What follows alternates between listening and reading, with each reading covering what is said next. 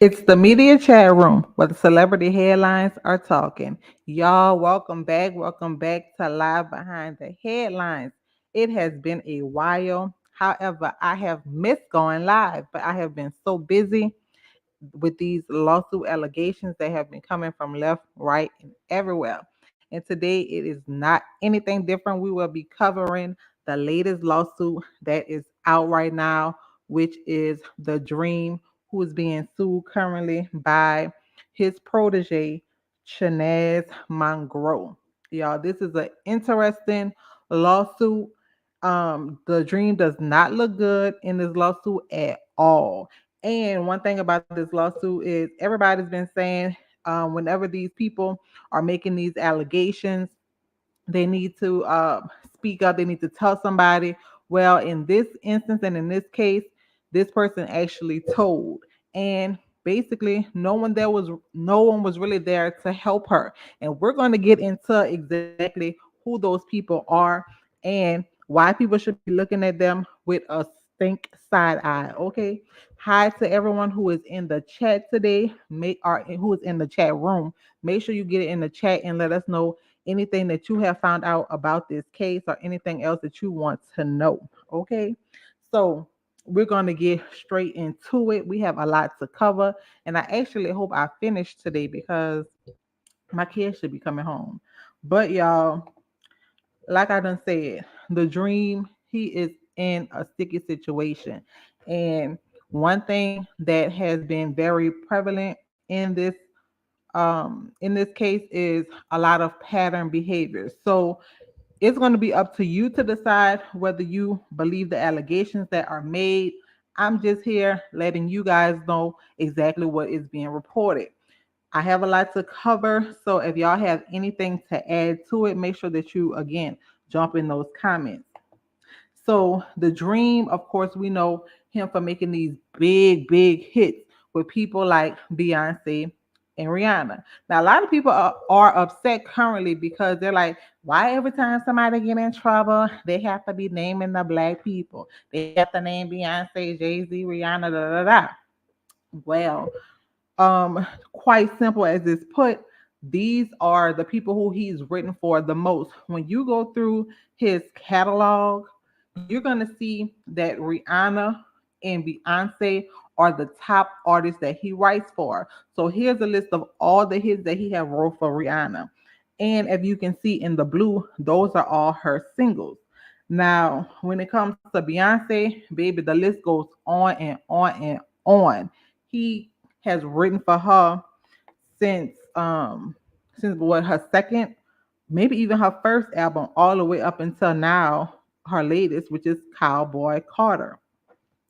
Now, what's interesting and what a lot of people are not talking about and saying is, although he's seemingly close friends with Beyonce and Rihanna, how could Beyonce still be working with him? Because not only are these allegations something that has come forth upon him, this is nothing new because it has been allegations like this that have been made publicly known for a while. And Beyonce is known and said to be a feminist.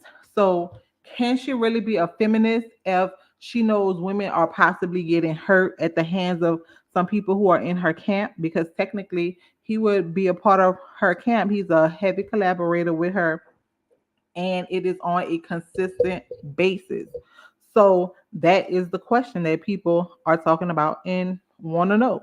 So I do not think that it is some kind of attack on the black media, attack on the black artists, attack on the black community in this instance, because again, Beyonce is his top artist because he is a top writer. Although he has written for people like Britney Spears, Justin Bieber, he's only written like one or two songs for them at the most.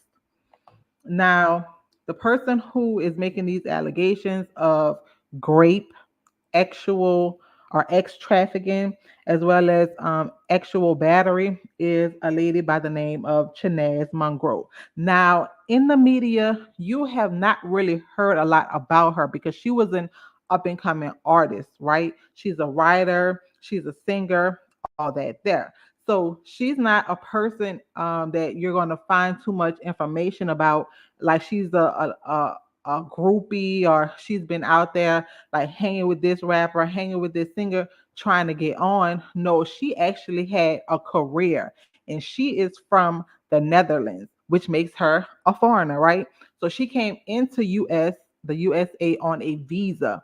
The visa that she was here on was given to her by the National like Writers Association or something like that, because she was doing artistic work. So the media is not really saying that much about her actual career. So she was someone who again, in order to know this about her, you would have had to pull the lawsuit. Now there's a lot of people who are covered. Oh, I'm sorry. There's a lot of people who have read the lawsuit from top to bottom. Tiffany Red, who is the friend of Cassie, as well as another lady on YouTube. I saw her, but I can't even remember her name. But what I'll do is I'll go ahead and link that in the description so that you can listen to the whole entire lawsuit read from top to bottom. It is 60 pages, and it takes probably about an hour and a half to listen to it from top to bottom. Now, in this lawsuit, it is very, very detailed.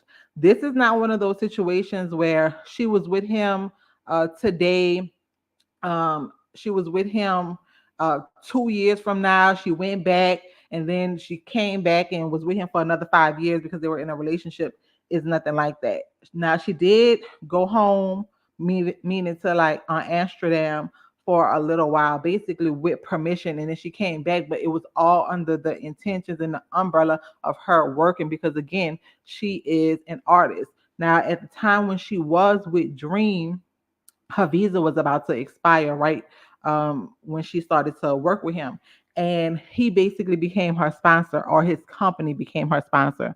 So, another thing to note that's very prevalent in this case, and what her lawyers will be talking about to draw the picture, is that there's a big age difference.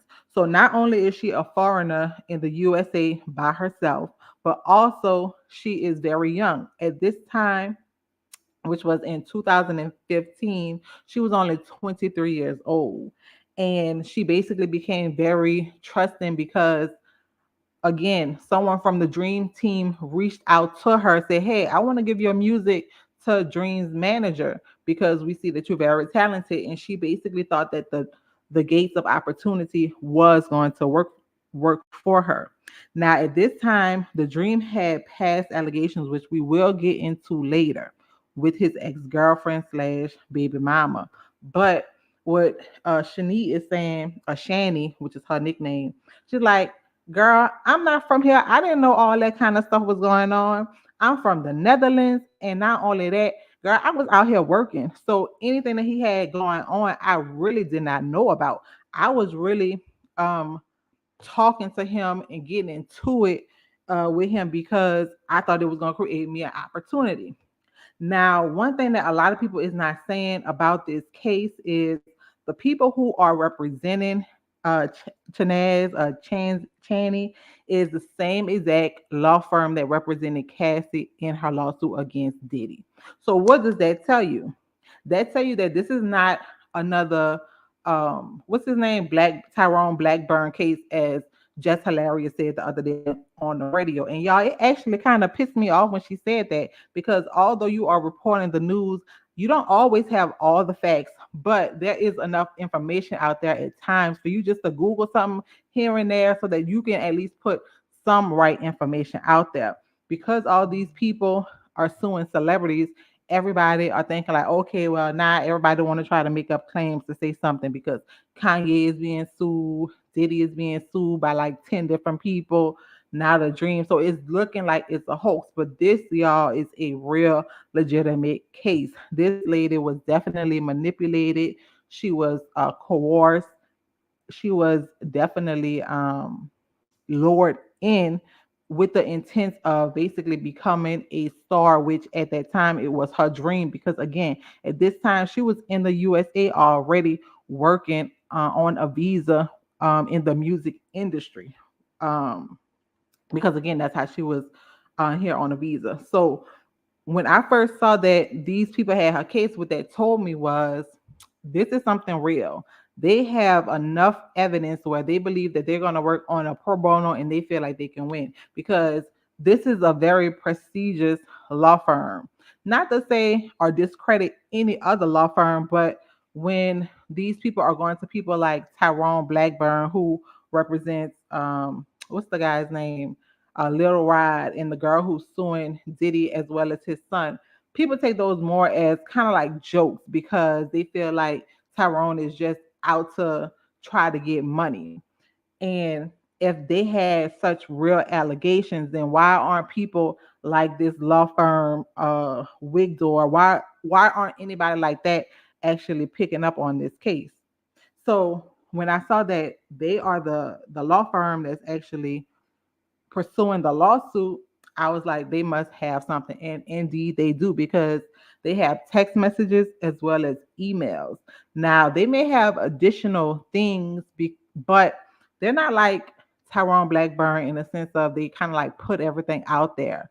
They ended up putting a little kind of like snippets here and there of text messages, but they kind of wrote out text messages for the most part, just to, I believe, let people know that they really have something. And if the dream was smart, he probably will settle or should settle.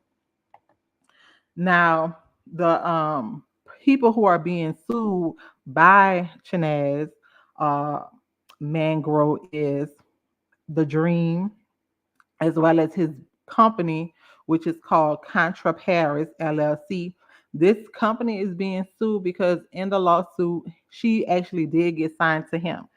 And Epic. Epic is another person that she's suing, or another entity that she's suing because because Epic did end up signing her as an artist as well.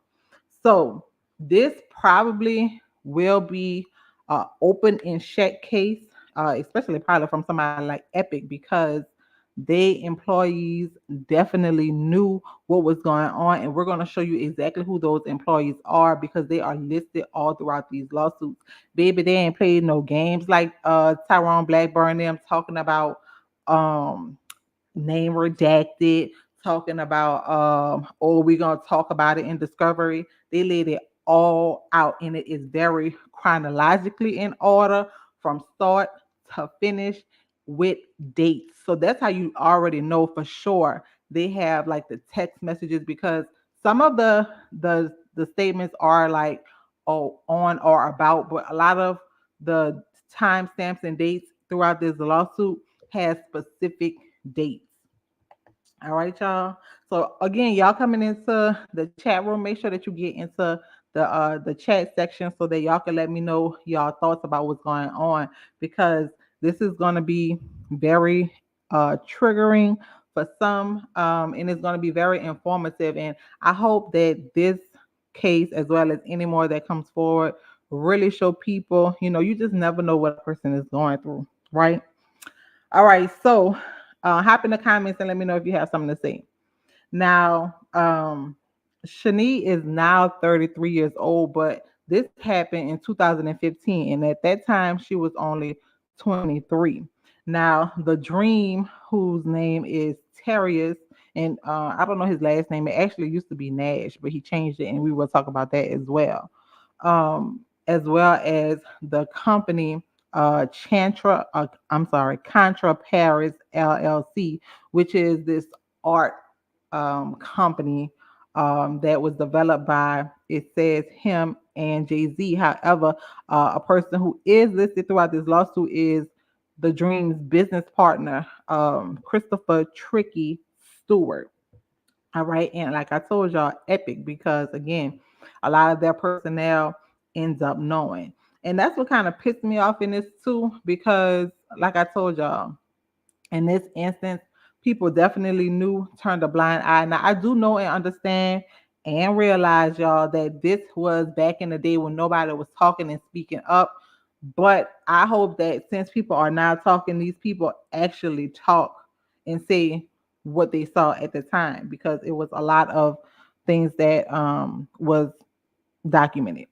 Now, this person is Tricky Stewart, and Tricky Stewart is the Dream's business partner, and he's listed all in throughout the lawsuit. So we're going to talk a lot about him because when you hear some of the actual acts that was happening, it actually happened in his studio, which was like in a house or whatever, right? So I already explained to y'all that Channii, she is from the Netherlands, and at the time she was already in the USA on a visa because she was working in the industry. And when she came over, she met the Dream, and initially they immediately started testing her, right? So what they did was they told her like, okay, you're gonna be a star because of course everybody knew who the Dream is. He writes for this person, that person.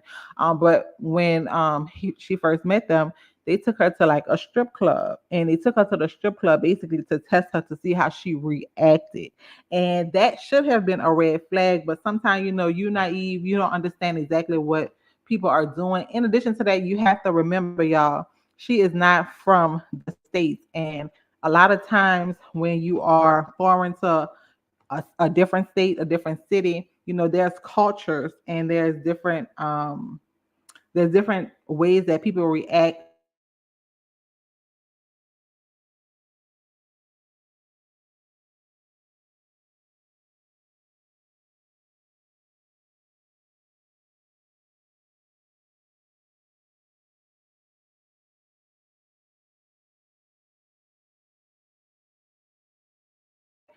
that that's a term they use. Like they be like, oh no, like that's considered like a form of disrespect. So maybe in the Netherlands as well, that is something that is used to make women, feel make a man feel more superior than a woman. Now, one of the things that they are hitting hard with throughout this lawsuit, and they want people to know and understand, just like in the Cassie situation, this guy, he was very much older. At the time in 2015, the Dream was 38 years old, and Chanaaz, or Chansey, she was 23. So that's almost basically almost 20 years of difference, which shows that he has a lot of more years of experience, a lot more ways in knowledge of manipulation, and ways to assert himself as authority over someone like her. Now, um, let's see, when she was here, I've already told you, she was on a visa, right?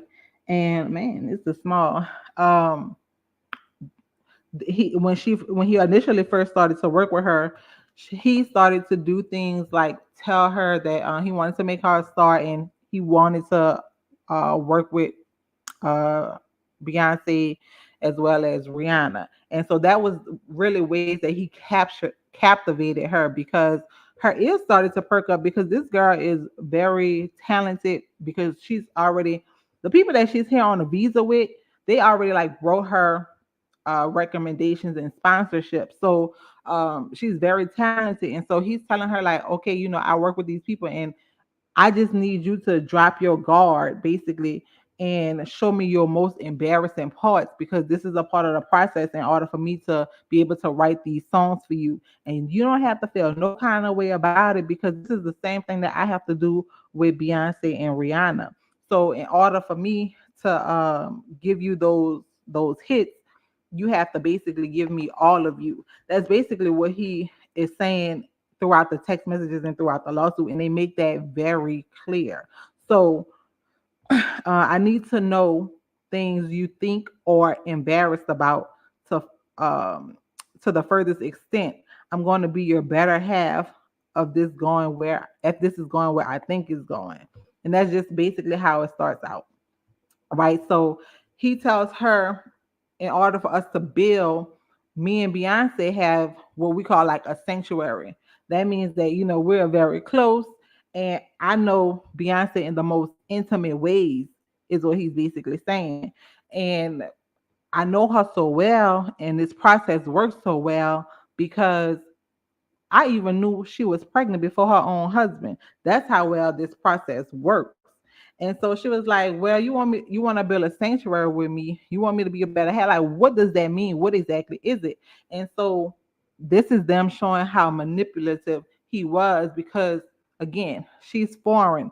She don't really know that much. So she's like, "Well, what does that mean?" And he would text her things like this, like, "I'll let you know after we win 10 Grammys." So in order for us to get close and build this working relationship, I have to embarrass myself, tell you all my most deepest thoughts, and we have to build a sanctuary. But I don't even know what that is, and you won't even tell me. But it was like the mind games that he was playing. So he was like, right now, you just have to be free and let me undress you emotionally.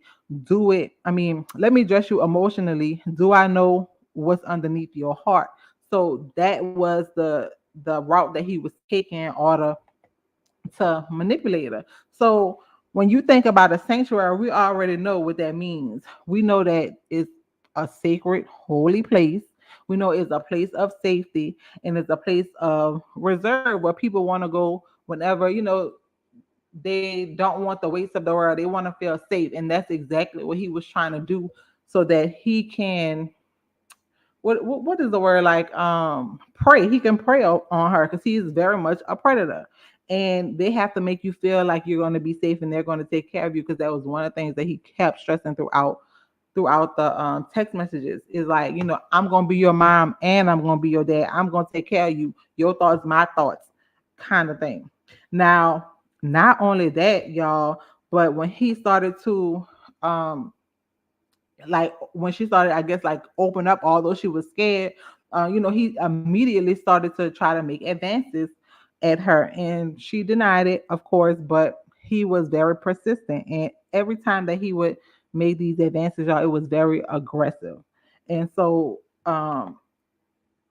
it went on to say in detail how he wanted to tell her or let her know that she would be going on tour with Beyonce. That was another thing that he did to lure her in.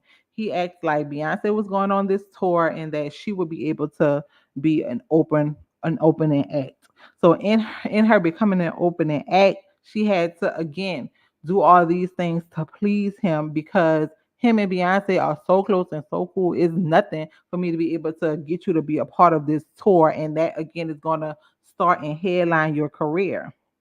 Now, um in this lawsuit, I thought it was very interesting because although it's not heavily said in the media, some people kind of suggested it, but he very much pits Beyonce and Rihanna against each other. Again, y'all, these are his two top performers, artists, world pop stars, and he basically pits them together, where he's like telling her, "Oh, Rihanna, she gets jealous because I be working with Beyonce. Like, Beyonce my number one artist, and she don't be want me to work with Beyonce.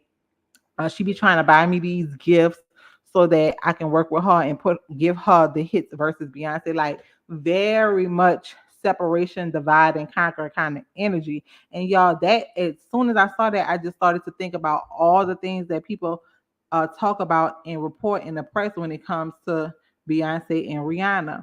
And a lot of this stuff, y'all, be starting with people like The Dream. He's probably up in them studios, I'm telling you, like telling Rihanna, "Oh yeah, because I'm going to work with Beyonce. She got an album coming out." Just kind of like name dropping and trying to make her feel jealous. Because again, this is what people like him do: make other people feel jealous because he's insecure with himself and he wants people to gravitate towards him so that he can be seen as quote unquote the man. Y'all, it is crazy and it is sickening.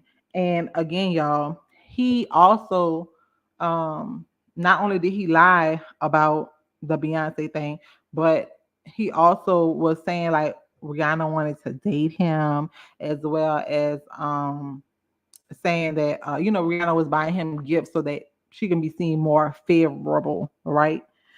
So the text messages that are included throughout the media is these same text messages where he tries to make her feel less than by saying like, okay, I spend a lot of time with you, and if I spend a lot of time with you, then it's taking time away from me and my artist who I'm working with, Beyonce. And if you want a career like that, you have to be very observant of how to be attentive and submissive, kind of saying.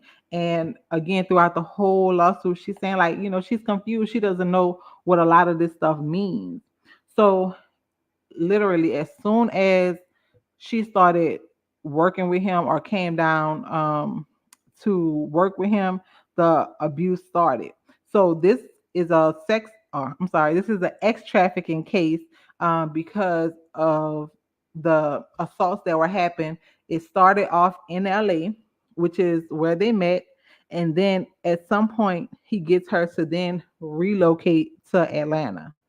So when they were in LA, this is where they were in a recording studio, and he was making these passes and advances towards her, and she knew that he was ready to do right. And of course she tried to shut it down, tell him no, she didn't want to do that, but he took her into a room, started to do his thing. He left because people were looking for him. Once people started looking for him, he ended up leaving her naked in a pitch black room. And she was just laying there until he came back. And when he came back, he basically finished what he started. And the girl was like, basically, it was happening, and it was so tiring. Now I don't know if that's because it was going on long. In addition to him being rough and all that, but very detailed and specific as to what was happening. Now, like I told y'all, it's very long, but I am going to leave you the link in the description box. So make sure that you check that out. Um, at this point, once they finish doing this recording, he's like, okay, I decided that I want to sign you. Now that I decided I wanted to sign you, you have to move to Atlanta because that's where I live. Now this mofo, he was definitely living a double life. She goes back home and decides to then move to Atlanta to pursue the career, not knowing and not thinking that, okay, this is going to be the start of how things are going to end. She's thinking like, okay, I'm going to get this record deal. I'm going to really work hard so that, I can go on about my business. But once he gets her to Atlanta, basically he ostracized her. She's not able to meet anybody. She's not really going to the studio. He just basically have her locked up in this room, the residence inn. Now, while she's in the room, it's like in the middle of nowhere. But he gives her his security guard to be her security guard. And basically, this person is monitoring her every move and knows where she is, what she's doing, and taking her to the places that she needs to go. Now, if you think about it, why would that be the case? Why, if he wanted to work with her, he need her to basically be a secret or be hidden? Because of course, again, he's living that double life, y'all. He has a whole wife at this time that he is married to, and he needs to be able to get her or not have her be seen by anybody, so that of course he's doing this to her. She can't talk, she can't tell nobody, and he continued to put fear upon her by threatening her career, threatening the things that he know about her and stuff like that. Because again, during this time, while he's making these advances and forcing her to have sex with him, he's telling her at the end of it, okay, now we're gonna go ahead and sign this deal. Okay, now we're gonna go ahead and go to the studio. It was almost like, ex-slavish, really. Like that's kind of what it's given, because that's basically what it was. If as long as she complied with what he wanted, he basically gave her another portion of a deal or of her dream. Now, one thing that she talked about too is every time that they had X, he wanted to go in raw, right? But she was like, she didn't want to do that because she was not interested in having kids at that time. In addition to that, I mean, I'm sure she know, hey, I'm not your girlfriend, because that's the thing. Throughout this lawsuit, there's never an established definition of a relationship. This whole entire time is like boss an employee, which is why I don't know why they didn't do an employee um type of type of lawsuit as well, because I think they definitely should have and could have. But yeah, there's no real relationship. And so she's having sex with him, but she's asking him, okay, well, if you're gonna do this, even though I don't want to, put on a condom, bro. And he's like, he finds it highly disrespectful, the fact that she does not want his yum yum juice all in her and getting her pregnant. Crazy, right? But again, that's those psychological games to make her feel and think that he really want to be with her. He really trying to have this relationship with her, and for them to feel connected in such a way that, again, we're creating these bonds and these soul ties and all these ways in order for us to become seemingly one. Because after they have X together, he's like, okay, well, you got to tell me you love me. Now, why am I telling you I love you while we having X, or after we finish, and you choking me out? And literally, like, it would get that aggressive with him to where, like, she would feel like she's passing out at times. Y'all, it is, again, trigger warning, and it is a lot of information. Y'all get in those comments and let me know your thoughts. Also, make sure if you're coming in, hit the like button so that other people could join us on the live, and hopefully we can get some chats going. All right. So let's see what else they're talking about in this lawsuit. Because again, y'all, it's so much. I put a lot of these snapshots up in here so I could kind of refresh my memory as to what exactly is happening. Because again, so long, so much information, and so detailed. So if I am going too fast and explaining this, and if you want to catch some more stuff, make sure that you go and read it, because I am going to put the link in the description. Now, throughout this time, again, she's young, she's trying to live her life or whatever, and he would be making threats to her. At this point, she's down here in Atlanta by herself, and he's telling her things like, you need to check in with me every day. Let me know where you at, what you doing. And although she's here on business to be doing recording and writing, however, he not letting her go to the studio. She's like, I have to beg him in order for me to go to the studio. And anytime that she ended up going to the studio, it was his security's job, which his name is Chris Garland. Again, she dropping all the names. Okay, so Chris would have to basically get her high and drunk before she can go into the studios, and then by him getting her high and drunk, that's when he's able to then again make her less coherent and take advantage of her. Y'all, it is so crazy and so sick at the same time. And anytime she wanted to go home, she had to ask him his permission. It was a time in there too when she wanted to go home, and he was like, "Okay, well, you could go home, but as long as you leave your stuff with Chris." Now, it was also a time, y'all, when she was staying in the hotel, and she asked him to basically relocate because the place had bed bugs. And he would do things like call her ungrateful and say, like, I'm doing all these things for you, and yet you want more, or you're making me take my time from Beyonce so that I have to basically deal with you and these kind of situations. And she would be so confused because she like, dog, I'm here.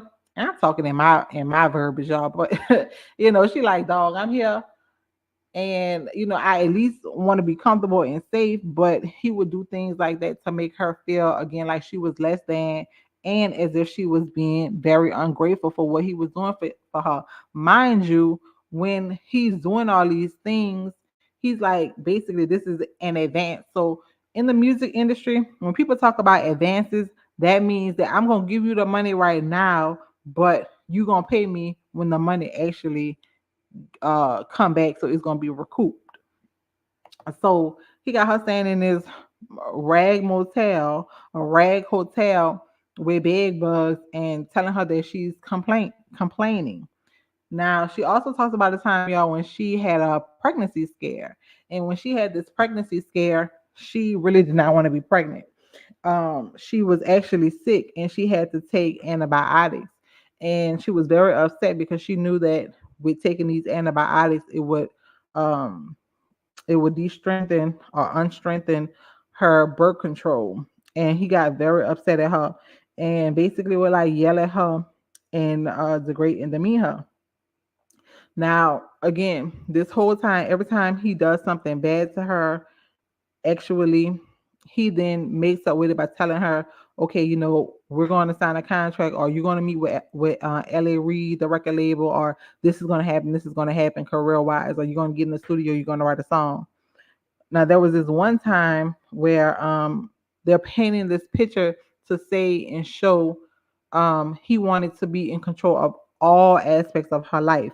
To where he was, again, he was the boss. He was the one of the record labels, because he was the record label, and then Epic now they would be like the distribution for the deal, and they will also be like over like the publishing for her, because again she is a songwriter. So what he was doing was he would tell her exactly what she needs to tell her lawyer to put in these contracts. So they say that it's called a key man contract, where basically, no matter what happens, I'm going to own the right to all of your music. If me and my business partner, again, Tricky Stewart, if we was to break up and we were no longer to be in business, you want to follow me as the artist, no matter what the terms are left within your contract. So it was ways that he was manipulating her to give him ownership of her, essentially, as well as her work. Now, another thing, um, she goes into a time where basically he raped her, not only in public in the movie theaters, making her give him oral, but also in a sprinter van. Y'all, yes, in the back of a sprinter van, he ended up raping her and having more unconsensual acts with him, and then again promising her a record deal. Now, what I did was I stopped. It was like too long, y'all. I promise it was too long. So what I did was I ended up I stopped putting some of the lawsuit information in here, and I was like, man, if y'all want to talk about it, we could just go to the actual lawsuit. But I'm just gonna kind of talk about it from here, from what all I remember. Some other things that he did was exploit her financially. So he ends up getting her a deal with Epic, and at that time, they she eventually ends up receiving an advance. So the record company, which is Contra, the Dreams record label, and they ended up getting $150,000, and she herself ended up getting $35,000. So when she got this money, he wanted her to get herself an assistant, and he wanted her to hire his friend as her assistant. He wanted her to pay her, the assistant, $15,000 for 3 months. And she like, I only got $35,000. But the record label had already told her, or they will tell her that, we've already given them $150,000. Now, he also wants her to give his friend, the security guard, $10,000, because at this time the friend, he wants to start his own security business, and he's like, I need some money, I'm strapped for cash, and Dream promised me this. So Dream telling her, oh, you need to give it to him. So this was the one time that she actually bucked back, and she was like, I'm not gonna give it to him, because I don't know when I'm gonna get more money. I've been down here all this time working. And she actually ended up helping him write a song for himself, which he did not credit her on the album, on the song, or he did not publicly say anything, and she never got paid for it. So she's like, I don't even know when I'm going to get paid and when I'm going to get money again, so I can't just be giving out $10,000-$15,000. So when he got mad, when she told him no, he essentially gets mad with her, and she's not allowed to basically do anything. So he starts to punish her, because she ends up going home and then coming back. She ends up coming back to the States because it's time for her to sign a deal with Epic. Now, once they sign the deal, unbeknownst to her, there's a certain period of time that she has to turn over an album. But again, she's not even going into the studio because he's not really letting her go into the studio, and he's not even really working with her. He's telling her, "I don't have time to basically do anything with you." But when he wants to be knocked down, he would find his way over there. But he started to exploit her, and they would go into the studios, and essentially whenever they did go to the studios, they would then have to write write and do, do different recordings, and he would then make her be the one to pay the bill, like to buy the food for her and the people that's in the studio, buy gifts and cupcakes and stuff for the cleaning crew and all this. Y'all, very, very, it's very, very sad. And it's again one of those situations where you just really would not want to wish, I would hope, not want to wish on your worst enemy, because this lady sound so, or seemed like she could have been very defeated. She even mentioned that one time that, it was a time that the hotel kind of had like one of those little shuttle services. And the guy used to be like, I always see you here and you by yourself. And he noticed, how sad and how, she basically was like a little shell. She didn't have no kind of life, no kind of expression or anything, y'all. Very, very sad. Um, now that she's gotten a record deal with Epic, um, at some point the dream was kind of able to give her some kind of space, because at this time he's married, literally married, ring on the finger, walking down the aisle, let's get married, Jagged Edge style. And they ended up getting pregnant, having a baby. So because of that, he was then kind of giving her a little space, but he still expected her to be checking in, doing all the things, while having his security guard still prep and groom her, because he's like, anytime the dream yells at her, she's like, I'm confused. I never know what's gonna piss this dude off. I don't really know what his little trigger buttons is. And so the security dude is like, hey, make sure you just keep him happy. If you keep him happy, you just need to agree with everything that he says. If he says the sky is purple, even though you see it's blue, say it is purple, because that's what he wants. If you want to be in his good graces, buy him a gift. Like things that people do when they really trying to, mess over you. And so sad. Now, it's a whole lot more to the situation, but I'm about to bring in some of these key people that she lists throughout the lawsuit. And again, some of their asses need to be brought in if and when he do, because they are very much responsible for some of the pain that was inflicted upon her. Now, this is Mark Stewart, who is the dream manager. People always say in these situations, why you didn't tell? Da da da da. This is a person that she told his manager, because there comes a point in time where basically he just kind of like cuts everything off with her, because he feel like she's playing games.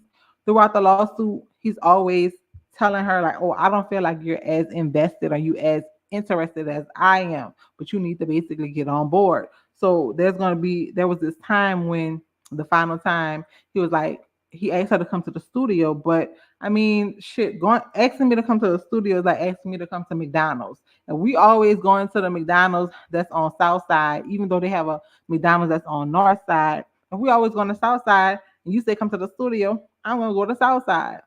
So that's what ended up happening. He wants her to come to a studio. He goes allegedly, which I really don't think he went. He goes to one studio, she goes to another. He texts her like, hey, you playing games. I don't have time for all that. I don't want to talk to you no more. Lose my number, kind of thing, or whoever contact me on your behalf. Just tell them contact me whenever they got something going on. Now, again, y'all, I'm telling y'all, I don't think that he actually went to the studio. It was a manipulation thing.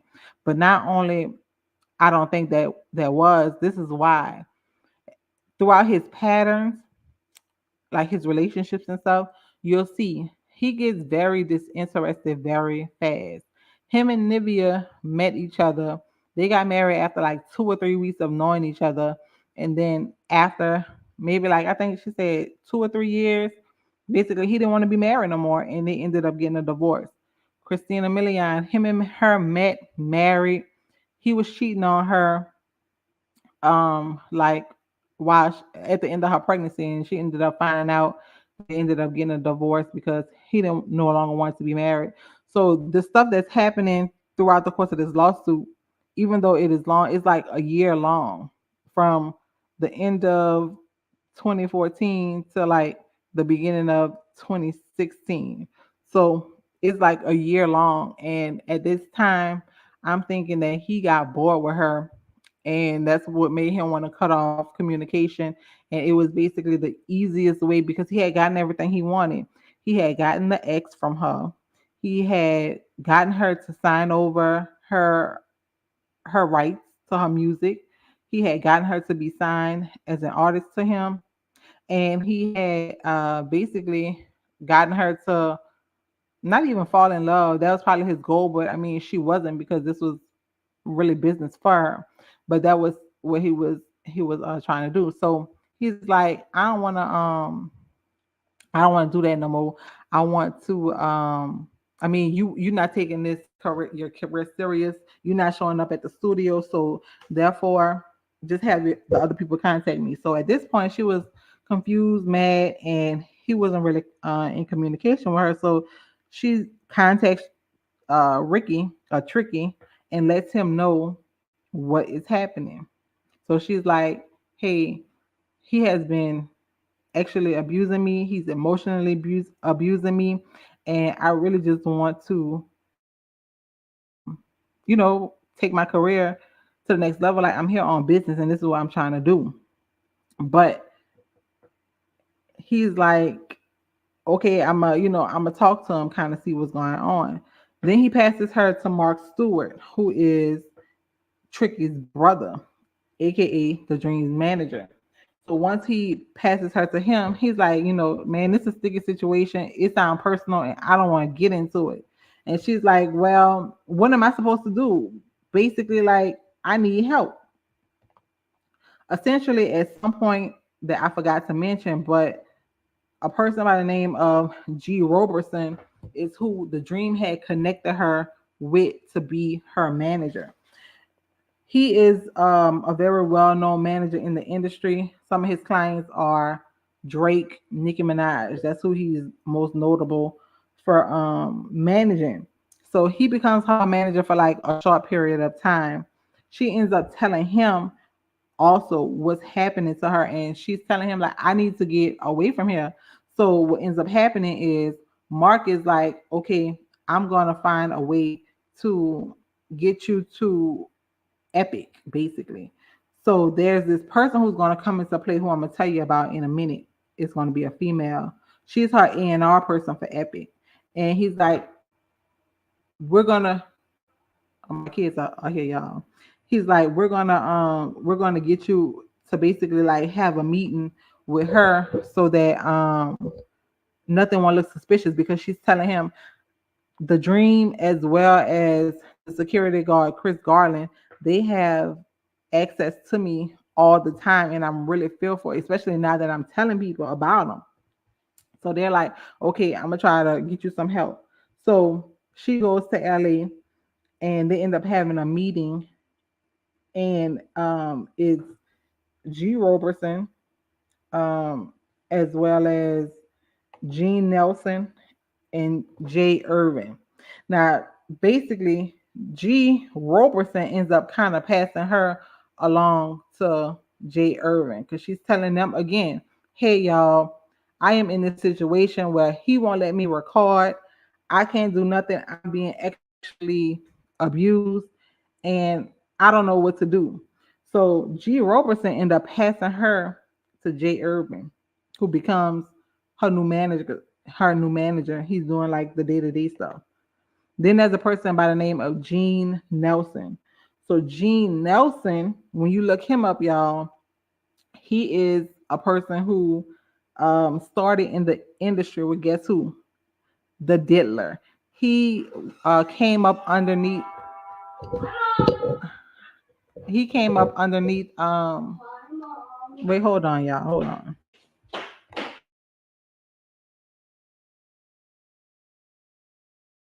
So he came into the music industry, y'all, under Diddy. And so he was known for kind of starting the career with Craig Mack. And of course he worked with a lot of the bad boy artists like Mary J. Blige, Faith Evans, Biggie, Lil Kim, people like that.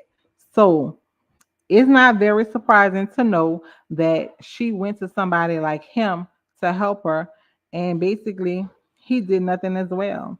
And um he was more kind of connected or on the epic side.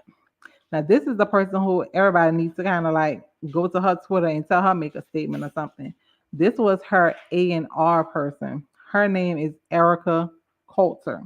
Now, Erica Coulter is one of the people who not only did she tell about the actual abuse, but she actually witnessed kind of her being in an uncomfortable situation in the studio with Dream. So it was one time where I guess he was forcing himself on her to kiss him or groping her or whatever, and she ended up showing her text messages as well as confiding in her to tell her exactly what was going on. Initially, she told her, "Hey, I'm a woman, so I'm gonna help you as much as I can, right?" But really and truly, towards the end of the lawsuit, she started to really kind of play your girl. And I think possibly if she was really trying to help her, what ended up happening was possibly the dream ended up telling her that he would probably do something to her career because she was supposed to be working with the dream to retrieve some of her music, because although she had recorded this music, he would not release it because once he stopped talking to her, he really did not want to deal with her at all. So he took her music, and essentially she did not have her rights, and they wanted her to be careful as to how, or they had to be careful as to how they were able to deal with her without being sued, basically because of the way he wrote the contract. So there was a point when actually, she finds out that Dream is still playing in her face because although he's not working with her, he's still mad because of the fact that she's trying to move on and still meet her obligations, because at this point she finds out that she has to turn these records over to Epic because they had given her the $150,000 plus $35,000, and the album had to be turned over within a certain amount of time. But no one was able to get her music because the Dream would not release it.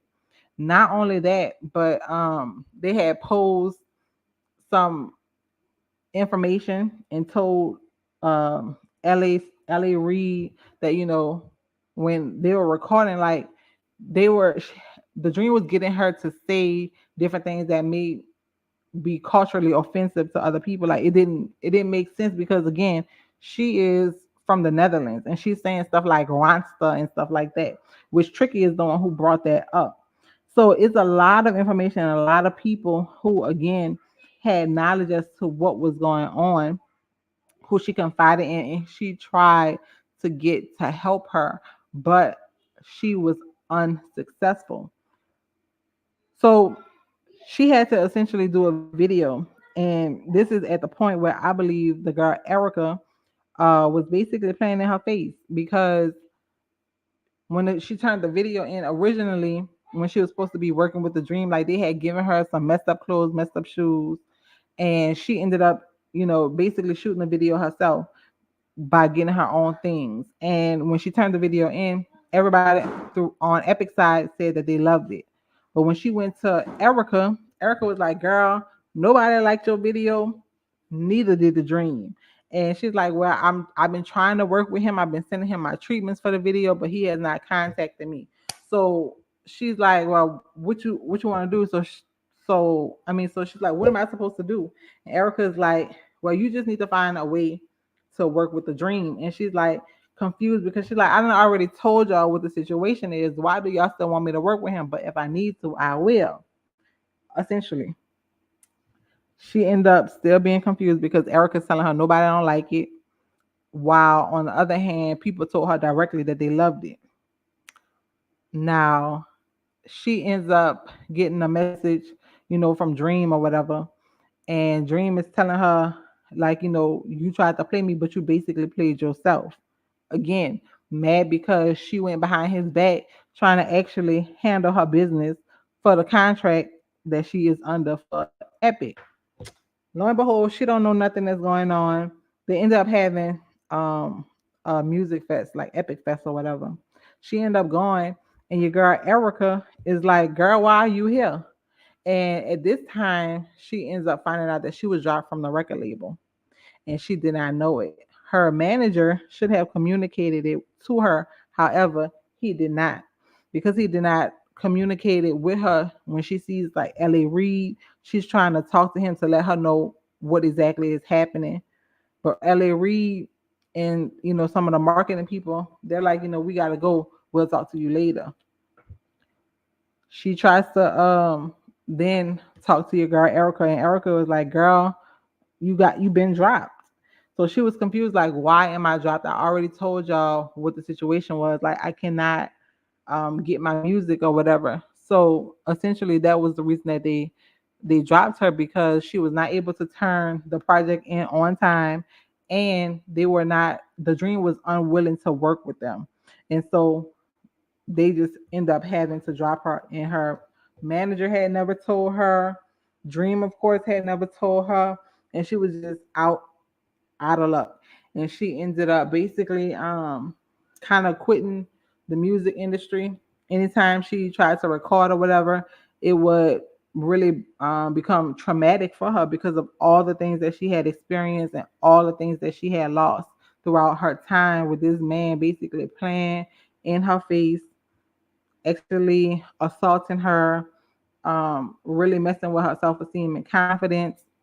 Not only that, making her these false promises and false dreams. Again, telling her that she was gonna perform for Beyonce when Beyonce didn't even have a tour. He telling her, oh, he's working with Beyonce and they have this song that they made. Come to find out, the song was old. They had been recorded it and it just didn't make the album.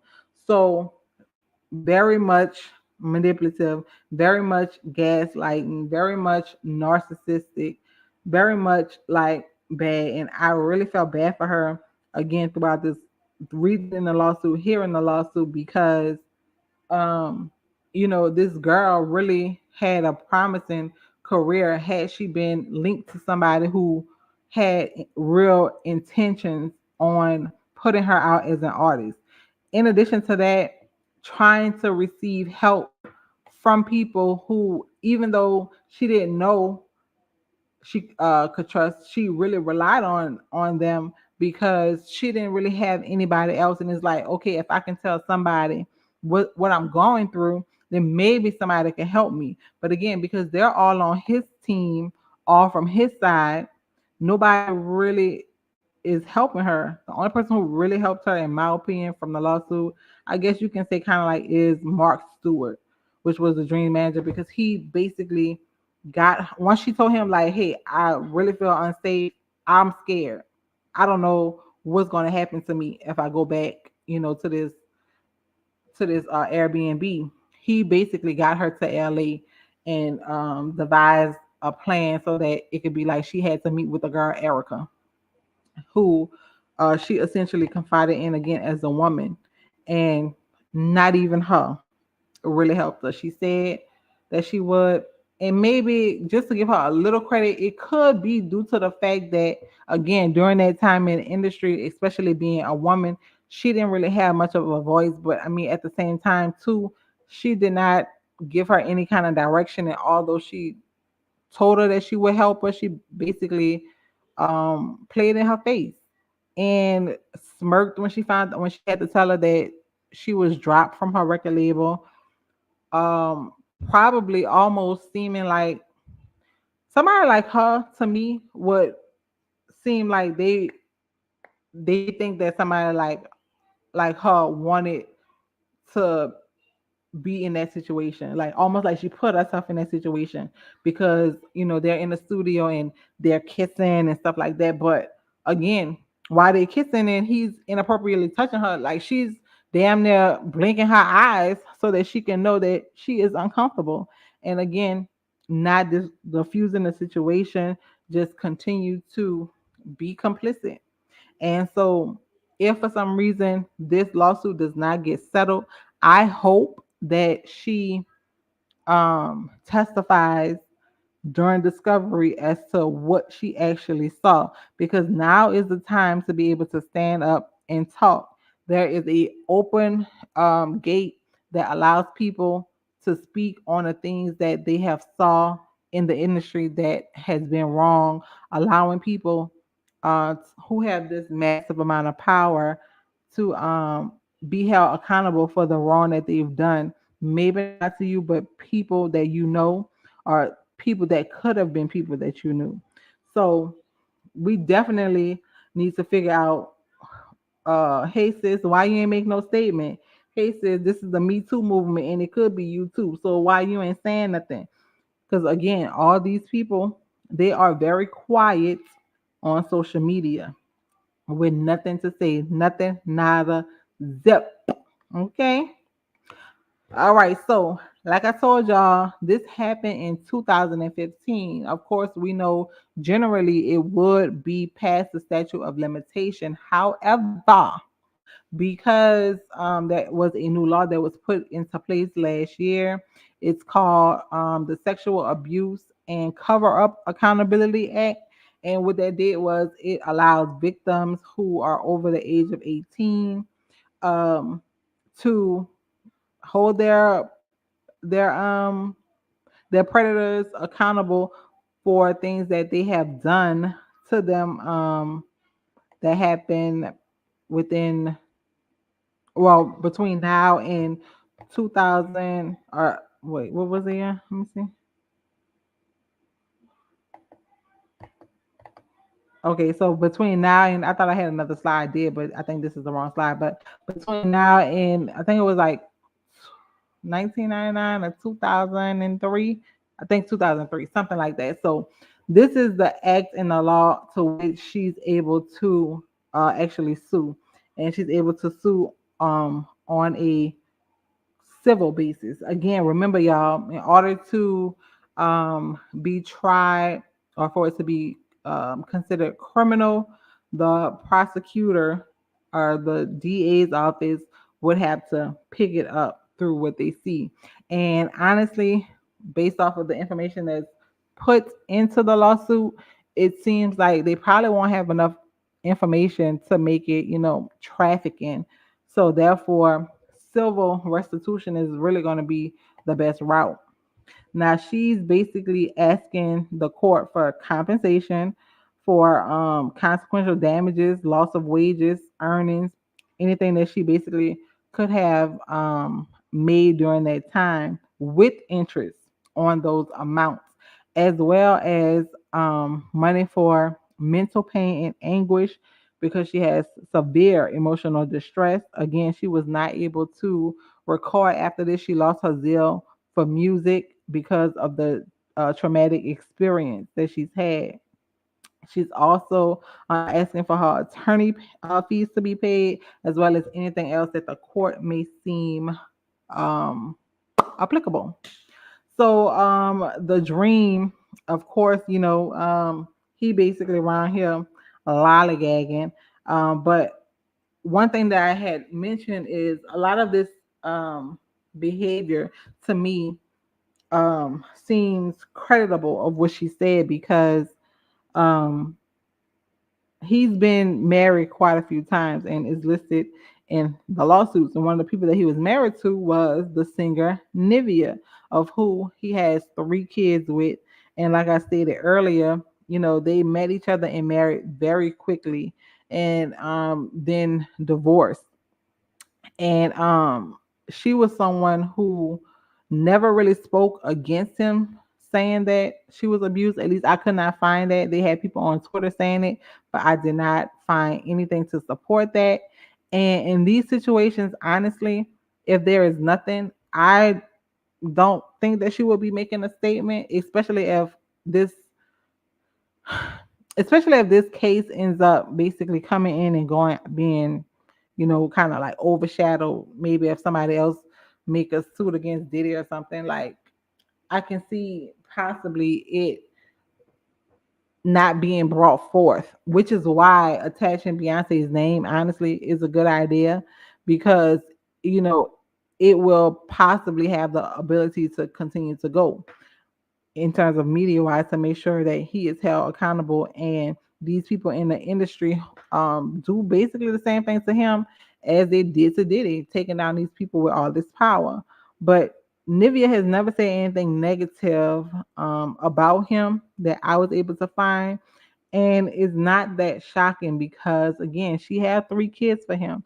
And a lot of times what happened, which like kind of like a Kim Porter situation, you have you just have a natural sense of loyalty to these people because y'all have kids. And a lot of times people think of what's in the best interest of their kids, especially because things are so exposed in the media. Like these kids, they're going to school, whether it's public or private, and people know what's going on in their households and with their family, possibly getting teased, possibly getting ridiculed because of the things that's happening with their family members. And they probably decide not to speak on it, not because it didn't happen to them, but just because they want to protect their children who have lives in the public as well, not in the public media sense, but publicly because again they go to schools in the public, they're not homeschooled, and they don't want them to experience a whole lot of backlash. Now, Christina Milian is somebody who actually has spoken, well, not directly, but she has had a lot of bad experience with the Dream, and her family spoke on her behalf. Her and the Dream was married for a short period of time because, again, even though they were together, it was shortly lived because he was cheating on her publicly while she was pregnant. And her family says that he was very abusive towards Christina. Now, she have not spoken directly because she, in the Dream, had reached basically like a settlement where if she was to get what she did, get whatever the agreement was, which I heard it was like 10% of his publishing for the song Baby by Justin Bieber, which must have was a lot of money because after he did the deal, he wanted to renege on the deal. Um, if they had reached that settlement, that she was not able to talk about what happened throughout their marriage. But because I can't talk about it don't mean that nobody else can talk on my behalf based off of what they seen, wink wink, right? So one of her friends went to the media at that time to let them know that the Dream was very crazy. It was a nightmare versus a dream with him. And basically he is the devil, like the little red man with the horns. And the relationship was very crazy and he was mentally controlling and abusive. Wink, wink, same thing that your girl Chanaaz Mangroe had said. Same exact thing. He's very controlling, very abusive. And he had her brainwashed. And they really hated to see them they really hated to see Christina basically like wrapped up like that, and she really wanted to be married to him because it was a long period of time like before she even took off her ring to end that marriage. Not only was he controlling her on a daily basis, but he also tried to control her career because y'all remember Christina Milian, she's a person who's in the industry as well. She is a singer as well as an actor, and he would try to take over her career and only give her basically like leftover songs that other artists did not want and want the things that he wanted her to have. Like, that's your wife, dude. How you just giving her like scraps? That would make no sense. And it was seem very devilish to me, forcing her to be subservient and fall deeper into the world and having to always apologize because he was never satisfied, which is another thing that was said throughout that lawsuit all the time. Remember, I told y'all the story with your boy Chris Garland. He was like, in order to basically make him happy, just agree with what he says if you piss them off, say you're sorry, get them a gift, and move on. And that's exactly what this friend of Christina Milian said. And this article was written in 2010. Let me double check. Yeah. So July 16, 2010 is when it was actually published and released. So the friend said, like, it made me sick to hear her on the phone with him. She apologized for everything just to move on from the situation when she was guilty of nothing. Exactly what was said in this lawsuit, and again, proven with text messages because it was listed. I'm sorry was the way to prevent was a way to uh, I'm sorry was a way to prevalent to prevalent in her too prevalent in her vocabulary for over 2 years, and it basically became mentally abusive. And so that was the life that she was in addition to him not being a good dad, because it was times in the media that, he was said to be there financially. And it was even listed in the lawsuit of him, like, not wanting to be in the little girl Violet's life, which was their daughter. Now, remember I told y'all that he was cheating on Christina Milian when she was pregnant. This was the lady that he ended up cheating on her with. Her name is Lydia Nam, and she was actually listed in a lawsuit as well. They were together, shortly lived, of course, but this is someone who was in the lawsuit as a person that he physically assaulted, because she filed a report on him that he basically choked her up while she was pregnant. And then pictures ended up leaking to TMZ, and TMZ ended up releasing it. So at this time, the girl, Lydia, she was 29 years old, and this happened, y'all. Can y'all see where that happened at? Where he physically assaulted her and attacked her at the Plaza Hotel. Who that sound like?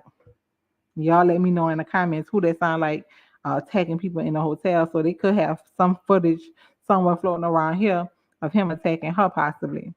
So the pictures got leaked in TMZ, and this is what was sent to them. Essentially, you can see the bruises on her arm as well as her neck and her face, because he has or is known for, again, choking people, because that's what his thing is.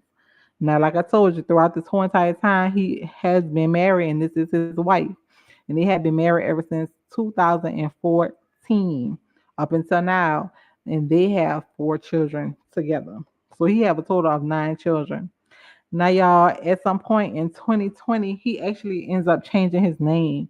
So his name is legally changed, and he changed it to Adamu Ya Gestel Dam Diamond.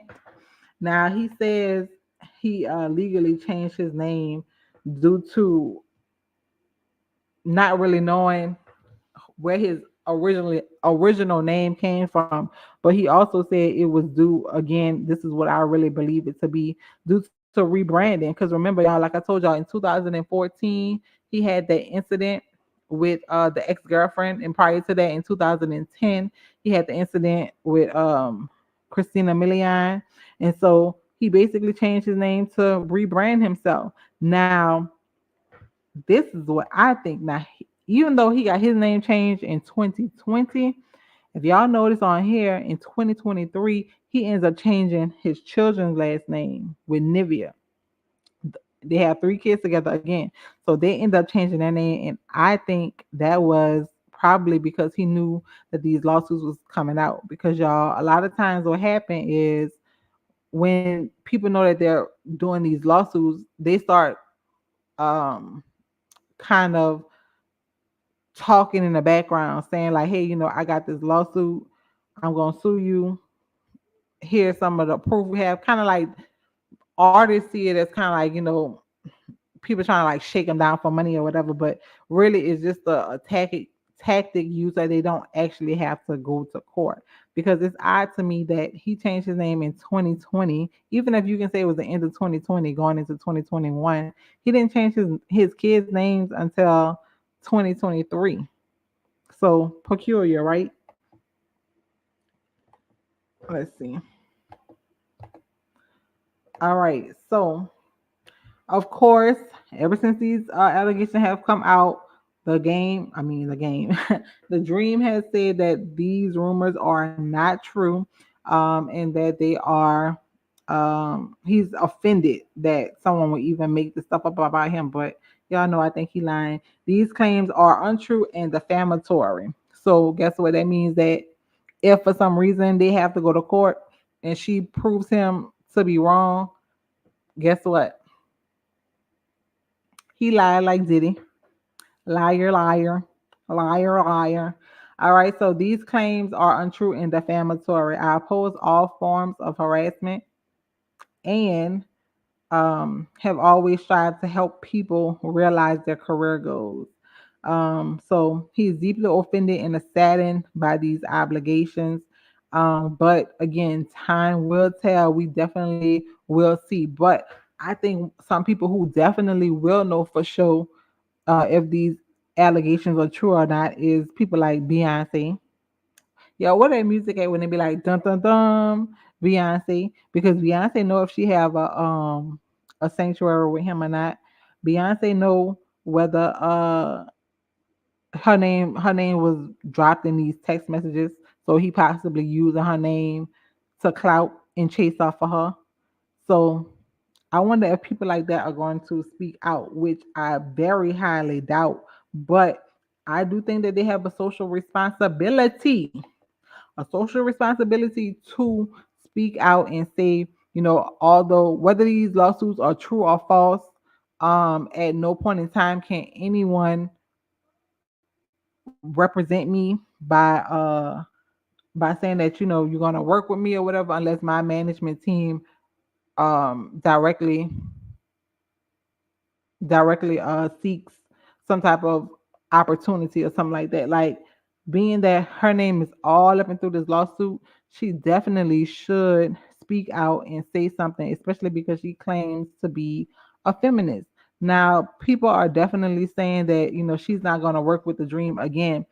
And although she is possibly a feminist, of course, you're going to be what you claim to be, um because until you get caught. Like, essentially, even though she knew what was going on with the lady Linda, she still chose to work with the dream. Essentially, she still worked with him, and she still provided him with opportunities to become a bigger songwriter in the industry.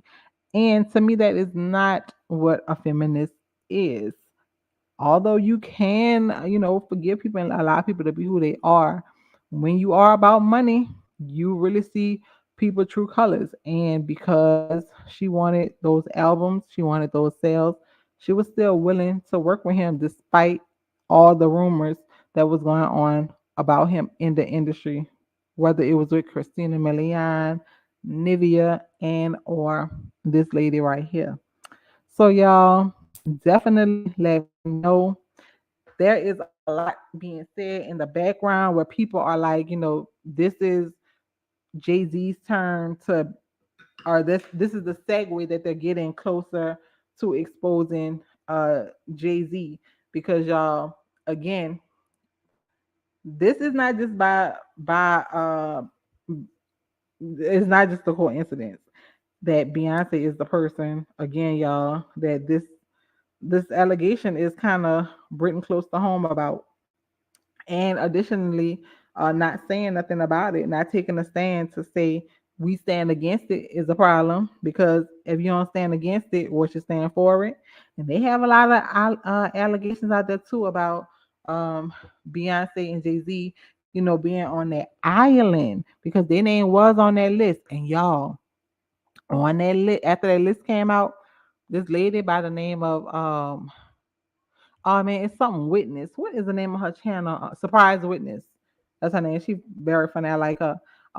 She is a lawyer, right? Or an old lawyer. She quit law school or quit being a lawyer so she could be a content creator. But she ended up pulling up some old lawsuits against Jay-Z and Kanye West and Two Chains, the person who had the island, all them, y'all. That ended up getting dismissed because like they were seen as, I guess, like baseless claims. But is this lady saying that essentially they were suing Beyonce, Jay-Z, all this list of celebrities for trafficking them, and trafficking them as kids.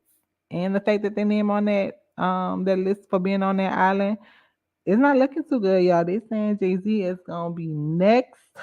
And they saying, boy, bring that ass here. And y'all already know they have those allegations that's out also with his daughter, as well as now his son. Now those allegations have been out for a long time, even way before I started to come behind the headlines or report on the headlines. But y'all, now that people are getting exposed, um, baby, they running in that traffic because his son is trying to get on these platforms and let the people know what's going on. And it is said the lady who is his daughter, which I'm gonna do a video on, y'all. Um, she kind of got him to acknowledge her, and now that she's been acknowledged, y'all, she kind of went ghost because she put out all this information, and she ended up confirming herself that she was his child, and now, baby, she's nowhere to be found. But I'm gonna bring y'all a video on that. That he gonna be next because there's way too much information that's being put out there about him. Your boy from State Property, um, what's his name? Oshino. He's talking a lot. Haven is talking a lot. Um, who else? I mean, we already know Jaguar.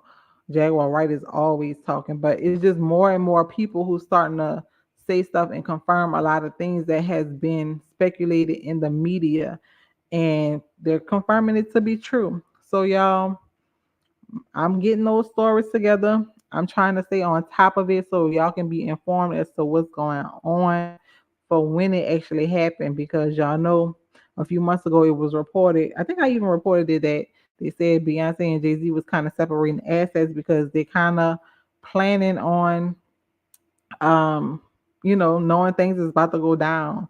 And the fact that he have a lot of businesses with Diddy, those assets need to be separated so that if and when he goes down, Beyonce is not going down with him.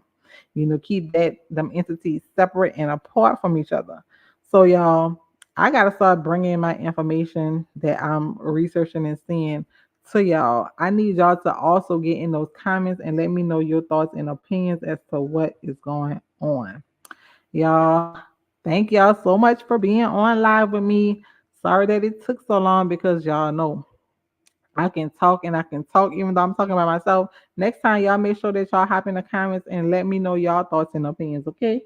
So, y'all, that is going to be all for now. And until next time, bye bye.